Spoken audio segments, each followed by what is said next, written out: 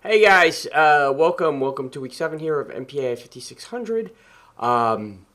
Just want to again cover the Capitol Hill Terrain Walk, which is tomorrow, Monday, at 8 p.m. Eastern Standard Time. 8 p.m. Eastern Standard Time. So I had to change it because there's some interference with the previous class. So I also want to get participation for folks on the West Coast. 5 o'clock might be a little bit more amenable if I zoom you in. So 8 o'clock, this is what we'll do. Meet at the Grant Memorial. So if I just to orient you, for those of you, and I think 3 of you said you were able to come, actually go to the memorial, stand on the memorial at 8 o'clock p.m. What we'll do is we'll talk, and I'll give you a quick overview, and then we'll move at 8:15, 8:30. We'll be near the Peace Monument. Actually, we'll be closer to here. And then we'll walk to the front of the Capitol here by 9 p.m. If we have time, we'll go to the back, but I don't think we will have time. So, 8:30 or 8 o'clock at the Grant Memorial. And we should have a good time from there. So if you're going to be there as well, if you can also, I'll give you my phone. If you can be also the cameraman for the Zoom, that would be helpful as well. And I'll run the Zoom through my phone so you guys can go from there. And I'll also record it on Zoom as well if you're not going to be able to make it. But I think it should be a good time. Again, great for people who are there, great for people on Zoom. Obviously not required because of the asynchronous nature of this course. For those of you who are going to be there, bring charged smartphone and headphones. And I say that because we're going to be watching videos. We're going to, actually watch the videos of the January 6th incident go on, while we're on the actual terrain itself. Right now, we're not forecast for bad weather, but it will be hot, so make sure you hydrate.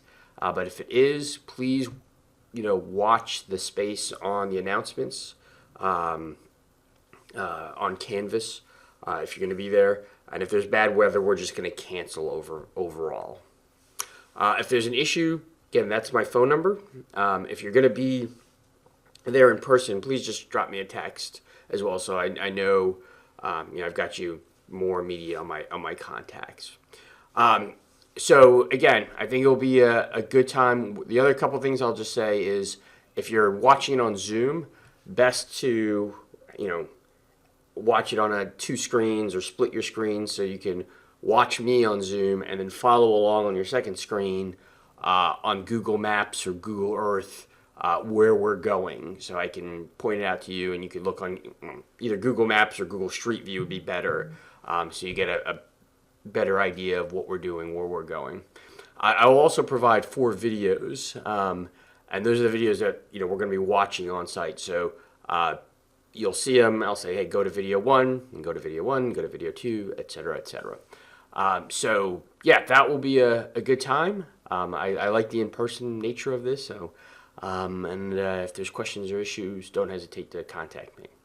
Let me also just backtrack and say, if you can, probably good if you can read the Washington Post articles on Monday before you do this.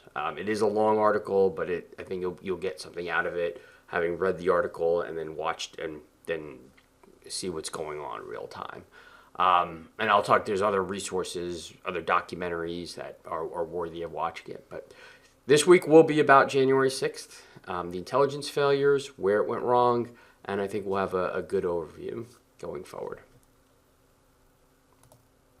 So, review of the previous week. Again, we looked at the jihadi threat and just some questions to ask for that week, as well as further weeks. When does radicalization get further monitored? This is an ongoing issue. Right now, they just 2 legislatures were killed in Minnesota, and they just had the funeral last week. There were plenty of indicators online about the person and how radicalized he had become, who committed that murder. When do we get further scrutiny? Does that person making those threats online, Should he have been monitored further? Should he have been detained? Should he have been detained for a mental health evaluation? At what point do we check that out? Again, when we talk about January 6th, as we will, there's plenty of indicators that happened online, or that was about to happen online. But when does it say, okay, we need to further monitor this, and when does it become, okay, no, we can't monitor it because it's free speech?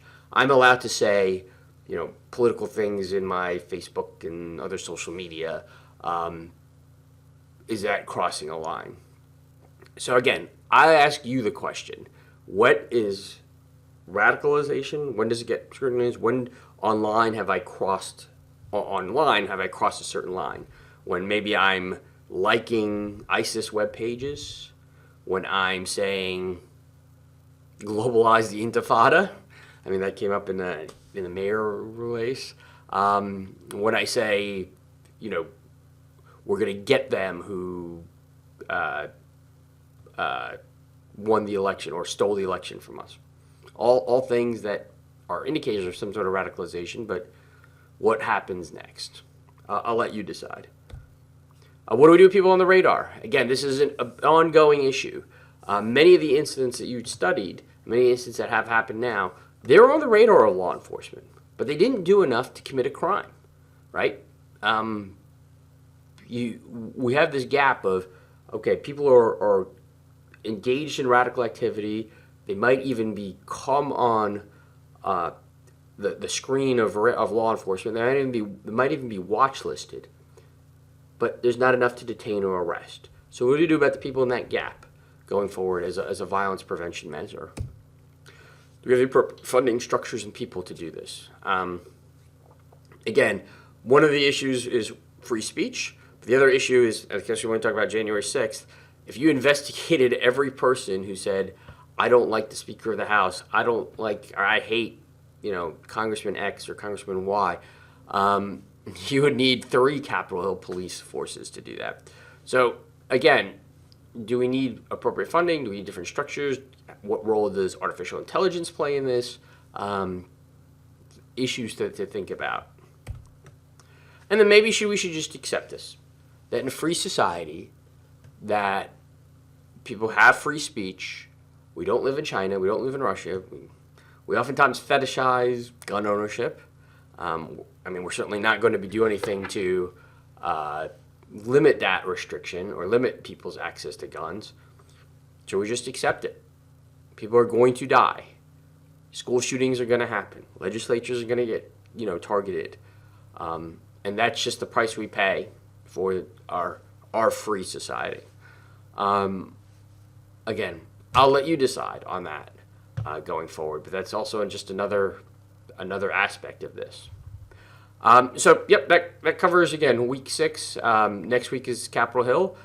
If there's questions or issues, don't hesitate to contact me. And then, again, I will see you at 8 o'clock on Monday.